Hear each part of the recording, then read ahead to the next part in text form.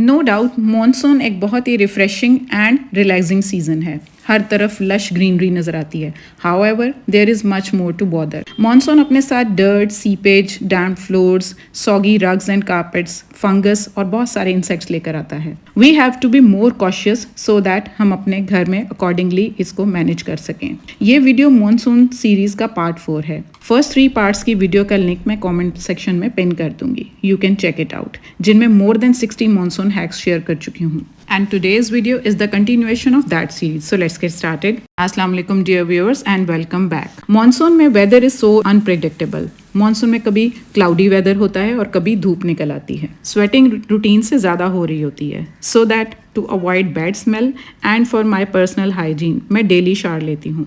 But trouble तब आती है जब टॉवल को यूज़ करके ड्राई करना होता है। तो जैसे यूज़ कर लेती हूँ फ़ौरन इसको जाकर ड्राई होने के लिए डाल देती हूँ। Even if sunlight is not there, थोड़ी हवा लग जाएगी तो काफ़ी हद तक ड्राई हो जाएंगे। And once it get dried तो मैं इसको हैंग कर देती हूँ। बट वॉशरूम में टॉवल हैंग नहीं करती। वॉशरूम में रखती हूँ, जैसे गेस्ट रूम हो गए, उनके वॉशरूम में रखना हो तो मैं इस तरह से फोल्ड लगा कर ना उनको रोल कर लेती हूँ वर्टिकली। तो वो प्रेजेंटेबल भी होते हैं, स्पेस सेविंग हो जाते हैं और डस्ट के लिए लेस सरफेस अवेलेबल होने की वजह से ज़्यादा देर तक साफ सुथरे और हाइजीनिक रहते हैं। So this is a very common change and I hope कि हम में से बहुत सारे लोग ऑलरेडी इसको फॉलो भी करते होंगे। If so then do let me know in the comment section.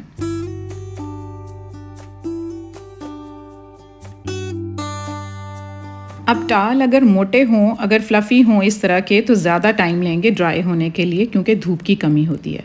तो इस सीज़न में इन मोटे टॉवल्स की बजाय ज़रा पतले मटेरियल के कॉटन के टॉवल यूज़ करना प्रेफर करती हूँ ताकि वॉश करके जल्दी ड्राई हो जाएं। Even in the absence of sunlight तो हमारे लिए ईजी हो जाएगा कि हम इनको वॉश भी कर सकेंगे और यूज़ करके अगर हमने इनको ड्राई भी करना है तो ईजीली ड्राई भी हो जाएंगे।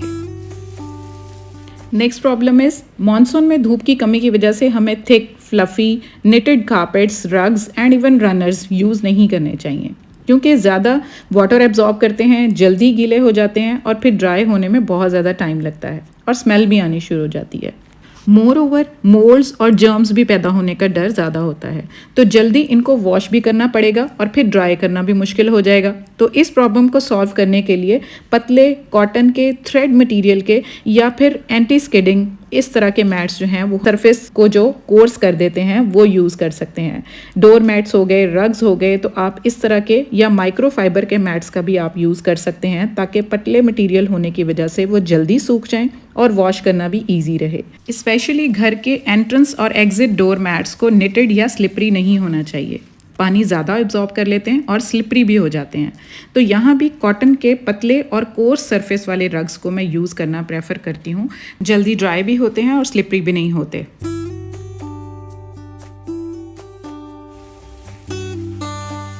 अगर घर से बाहर निकली हूँ और अचानक बारिश आ जाए तो अम्ब्रेला के बावजूद कपड़े कुछ ना कुछ तो गीले हो ही जाते हैं। पहले तो अम्ब्रेला को अंदर एंटर होने से पहले एग्जिट डोर के बाहर ही स्प्रेड करके रख देती हूँ ताकि ये मैक्सिमम ड्राई हो जाए।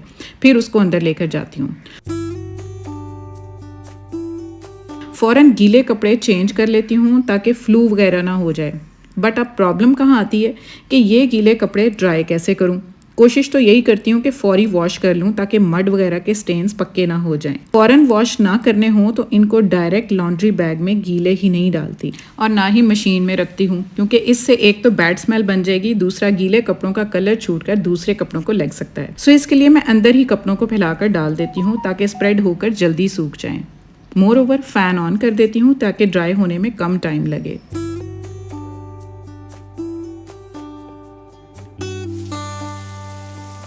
एसी वाले रूम में यूज़ होने वाले कंफर्टर्स भी रूटीन से ज़्यादा जल्दी वॉश करने पड़ते हैं। एटलीस्ट उनको डेली हवा तो मैं ज़रूर लगवाती हूँ ताकि पसीने की बैड ओडर निकल जाए। और अगर वॉश करूँ तो जल्दी ड्राई करने के लिए एक सिंपल सा हैक यूज़ कर लेती हूँ। वो ये कि 3 से 4 हैंगर्स लेकर कंफर्टर के नीचे तार पर रेगुलर इंटरवल्स पर हैंग कर देती हूँ। इससे कंफर्टर की दोनों साइड्स के दरमियान गैप बन जाता है, हवा का क्रॉस मैक्सिमम हो जाता है और ये कम टाइम में ड्राई हो जाते हैं और दोनों साइड्स एक दूसरे को टच भी नहीं कर पाती।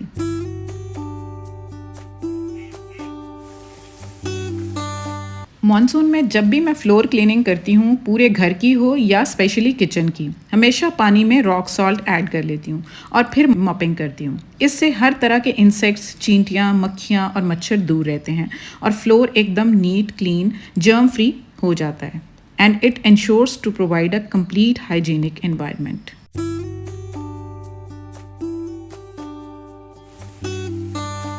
डिड यू नोटिस, मॉनसून में जिस रूम में कूलर का यूज़ होता है वहाँ बहुत ह्यूमिडिटी हो जाती है और इस रूम में एयर में भी बहुत ज़्यादा मॉइस्चर आ जाता है।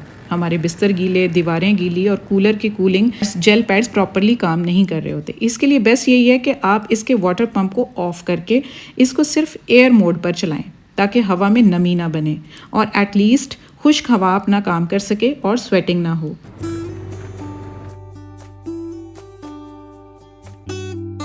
मोर ओवर, जिस कमरे में रूम कूलर चलता है, मॉइस्चर की वजह से पंखों के ऊपर जल्दी से डस्ट स्टिक कर जाती है और ये रूटीन से ज़्यादा जल्दी गंदे हो जाते हैं। तो इसको भी सिंपल पिलो कवर चढ़ाकर वाइप करके सारी डस्ट को रिमूव कर लेती हूँ बिना फ्लोर को गंदा किए। और एक्स्ट्रा वेट क्लीनिंग की भी ज़रूरत नहीं पड़ती और पंखे बिल्कुल नीट एंड क्लीन रहते हैं। तो ये छोटी छोटी चीज़ें, छोटे छोटे काम बढ़ जाते हैं हमारे मॉनसून के दिनों में। सिमिलरली, मॉनसून में मॉइस्चर की वजह से वुडन और स्पेशली कार्व्ड फर्नीचर पर ड्राई डस्ट बहुत जल्दी स्टिक कर जाती है, जो इसकी लुक्स को ख़राब करती है। तो बहुत ही इजी DIY से मैं इस वुडन फर्नीचर को पॉलिश कर लेती हूँ घर में ही, जिससे इसका ग्लॉस और शाइन रीस्टोर हो जाता है विदाउट मच एफर्ट। और मेरी प्यारी व्यूअर्स की रिक्वेस्ट भी थी कि कार्व्ड फर्नीचर को घर में कैसे पॉलिश कर सकते हैं। तो इसके लिए मैंने ले लेती हूँ कंडीशनर, कोई भी जो शैम्पू के साथ यूज़ करती हूँ, बस वो थोड़ा सा डाल लिया और उसके बाद कोकोनट ऑयल भी रूटीन में घर में मौजूद होता है, बस उसका भी ना 2-3 टेबल स्पून उसके डाल लेती हूँ। ये डिपेंड करता है कि आपके कितने फर्नीचर पर आप अप्लाई करें। उसके बाद थोड़ी सी वेजलिन लेकर इन तीनों को ना इक्वल रेशो में डालकर, अब आपने देखना है कि कितना फर्नीचर आपने पॉलिश करना है, तो इसकी एक थिक सी पेस्ट रेडी कर लेती हूँ अच्छे से मिक्स करके। फिर सिंपल कॉटन का पीस लेकर इन कार्व्ड जगहों पर अच्छे से अप्लाई कर देती हूँ। पहले साफ़ कपड़े से इसकी ऊपर की डस्ट साफ़ कर लेती हूँ, फिर उसके बाद कॉटन के साथ इस पॉलिश को अप्लाई कर देती हूँ। तो इतना ज़बरदस्त ग्लॉस आ जाता है ना इसके अंदर कि बाज़ार से भी पॉलिश कराने की ज़रूरत नहीं पड़ती। बस ये तीनों चीज़ें एक मैजिक का काम करती हैं। जब ये पॉलिश कर लेती हूँ तो फिर साफ़ और ड्राई कपड़े के साथ, कॉटन के कपड़े के साथ उसको साफ़ कर लेती हूँ ताकि एक्स्ट्रा जो है ऊपर लेयर रिमूव हो जाए, वो भी डस्ट स्टिक करेगी। अब आप देख सकते हैं कि जिस जगह पर पॉलिश की है कितना वो ग्लॉस कर रहा है और दूसरी साइड बिल्कुल वैसे ही है। अगर ये तीनों चीज़ें अवेलेबल ना हो तो आप सिंपल बेबी ऑयल भी यूज़ कर सकते हैं for temporary polishing of your furniture. तो इसको अब मैं स्टोर भी कर सकती हूँ अनलिमिटेड टाइम के लिए। कोई भी डिप सॉस की जो डिब्बी होती है उसके अंदर डाल के, और इसको मैं रख लूँगी नेक्स्ट यूज़ के लिए। मॉनसून में अगर डस्टबिन विदाउट कवर यूज़ करेंगे तो मक्खियाँ और दूसरे इंसेक्ट्स को खुली दावत है। Germs and then bad smell is quite obvious. To avoid this, always use dustbin with proper lids. बहुत ईजीली आप इसको यूज़ करने के लिए ओपन कर सकते हैं। प्लास्टिक बैग्स लगाएं and it is perfect for work. जी, तो मॉनसून में किचन की चीज़ों में मोल्ड्स और फंगस लगने के साथ साथ हमारी दालों और स्पाइसेस वगैरह में कीड़ा लगना, गुठलियाँ बन जाना मॉइस्चर की वजह से इज़ सो नॉर्मल। स्पेशली सूजी, मैदा या फिर बेसन हो, तो इन सारी चीज़ों के लिए मैं सबसे पहले तो एयर टाइट जार यूज़ करती हूँ, विच आई ऑलरेडी शेयर्ड। फिर इन तीनों चीज़ों के जार को मैं फ्रिज में रखना प्रेफर करती हूँ, तो किसी और ट्रीटमेंट की ज़रूरत नहीं पड़ती। हाँ, अगर फ्रिज में स्पेस नहीं है तो उसके लिए फिर क्या करती हूँ कि बे लीफ यानी तेज़पात, साबुत लाल मिर्च और लौंग के कुछ पीस डालकर रख देती हूँ, जिनकी स्मेल की वजह से ना तो कीड़े पैदा होते हैं और मॉइस्चर एब्जॉर्ब कर लेने की वजह से गुठलियाँ वगैरह भी बिल्कुल नहीं बनती। अब एक और कॉमन प्रॉब्लम जो मॉनसून में फेस करनी पड़ती है वो है आटे में सुसरी या सुंडी। आटा जब भी थोड़ा सा बच जाता है तो उसको रोटी बनाने के लिए खुश्के के तौर पर यूज़ कर लेती हूँ ताकि रेगुलर यूज़ होकर जल्दी ख़त्म हो जाए। फिर कंटेनर वॉश करके सन ड्राई या एयर ड्राई करने के लिए उल्टा करके रख देती हूँ। नया आटा कम से कम क्वांटिटी में, यानी जैसे आजकल सिर्फ 5 किलो लेती हूँ ताकि जल्दी कंज्यूम हो जाए और सुसरी सुंडी का चांस ही ना रहे।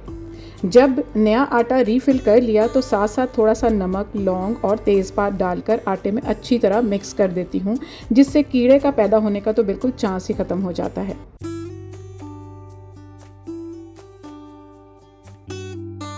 आटा छानते वक्त लौंग और तेज़पात छाननी में ही रह जाता है, जिसे फिर ऐड कर देती हूँ दोबारा से।